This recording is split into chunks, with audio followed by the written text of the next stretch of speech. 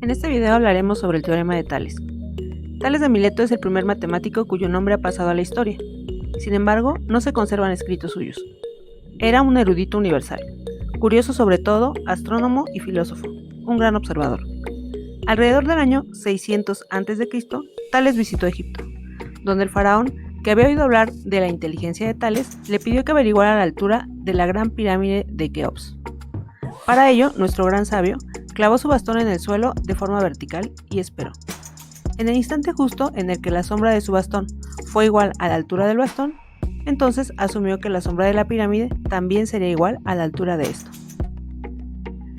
Cuando en geometría hablamos del teorema de Tales, debemos aclarar a cuál nos referimos, ya que existen dos teoremas atribuidos al matemático griego. Nos referimos pues al primer teorema. Como definición previa al enunciado del teorema, es necesario establecer que dos triángulos son semejantes si tienen los ángulos correspondientes iguales y sus lados son proporcionales entre sí.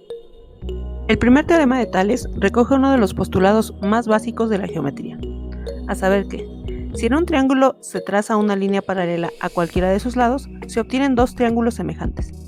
Toda recta paralela a un lado de un triángulo forma con los otros dos lados o con sus prolongaciones otro triángulo que es semejante al triángulo dado y por lo tanto es proporcional.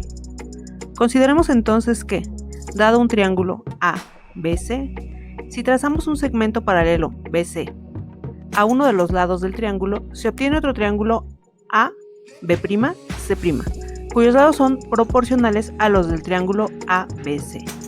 El teorema de Tales se considera el teorema fundamental de la semejanza de triángulos y establece lo siguiente: toda recta paralela a un lado de un triángulo forma con los otros dos lados o con sus prolongaciones otro triángulo que es semejante al triángulo dado.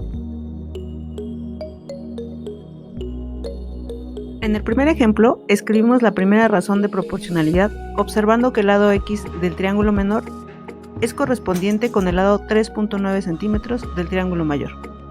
Por lo tanto, comparamos la razón de X sobre 3.9 centímetros con la razón de 3.4 sobre 5 centímetros que contienen los otros dos lados correspondientes de los triángulos. Despejamos X y resolvemos las operaciones.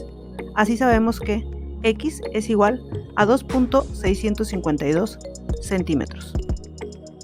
Para el segundo ejemplo, nuevamente planteamos nuestras razones de proporcionalidad. El lado X del triángulo mayor sobre el lado de 4.75 centímetros del triángulo menor. Observemos además que la base del triángulo mayor se obtiene sumando 3 más 2.5 centímetros y la base del triángulo menor es igual a 3. Escribimos la proporción y despejamos X. Resolvemos las operaciones y observamos que X es igual a 8.7 centímetros. En el último ejemplo, observamos que se forman dos triángulos semejantes en los cuales el lado X del triángulo menor se corresponde con el lado de 3.7 centímetros del triángulo mayor. Del mismo modo, la base del triángulo mayor se obtiene sumando 5 más 3, y la del triángulo menor es igual a 5. Escribimos la proporción y despejamos X, resolvemos las operaciones y obtenemos que X es aproximadamente 2.31 centímetros. Después, para obtener la medida de Y, planteamos la proporción considerando que Y es parte de la longitud de uno de los catetos, por lo tanto le sumamos 3.9 y lo dividimos entre la medida del lado correspondiente en el triángulo menor, o sea 3.9. Continuamos despejando Y y resolviendo las operaciones.